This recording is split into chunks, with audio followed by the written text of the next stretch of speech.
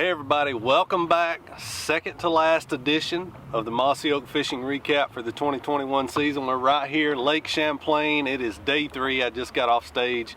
You know, it's just an awesome week. I really wanted to make that top 10 here. This is my favorite lake in the whole country. The first time I came here, I knew, I was like, this lake is what bass fishing should be. Largemouth, smallmouth, whatever you want to do, you can do it here. I mean, it's got grass, it's got hard cover, it's got deep structure, it's got plenty of fish up shallow.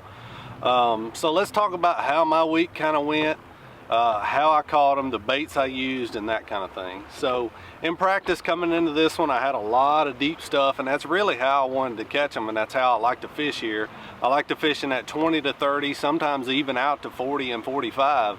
But I thought it would be too early in the year for that. I really expected to find them in that 20 to 30 range, and I did find 4 or 5 places where I could get bit doing that. But I think the fishing pressure and it's a big timing deal. Those fish are just getting out there right now. So, you know, it ended up, I also had a shallow deal going in practice. I had found some largemouth that were actually just finishing up spawning. There were still empty beds everywhere, and it was a little bay, and there was some milfoil and other types of grass, hydrilla and stuff in that bay.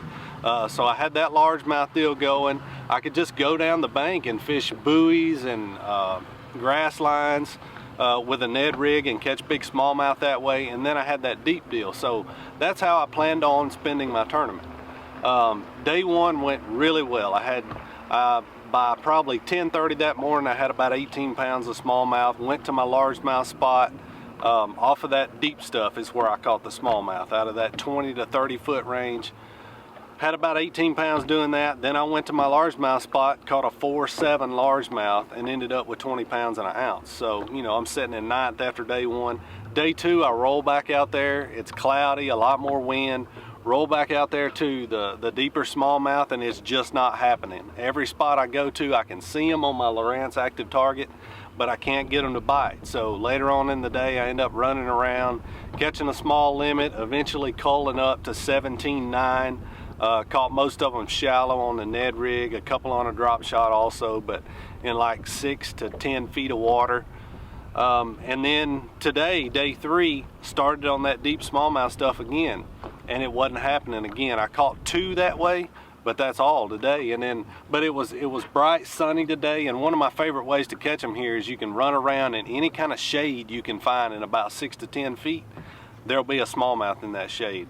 And most of the time there'll be more than one. When you catch one, there'll be 3 or 4 following him out, and that's how I ended up catching what I caught today, just running around places where I've caught them in the past here. You know, and it was fun. I had 17.4, so a 20-pound bag, 2 17-pound bags. Hey, you know you're at a good place when you don't make the top 10 with that. But talk about my setup. I used here's the Ned rig. That's a 1/8 ounce grip pin Mustad Ned head. That's the Z-Man, the Finesse TRD. That's a perch color is what they call that.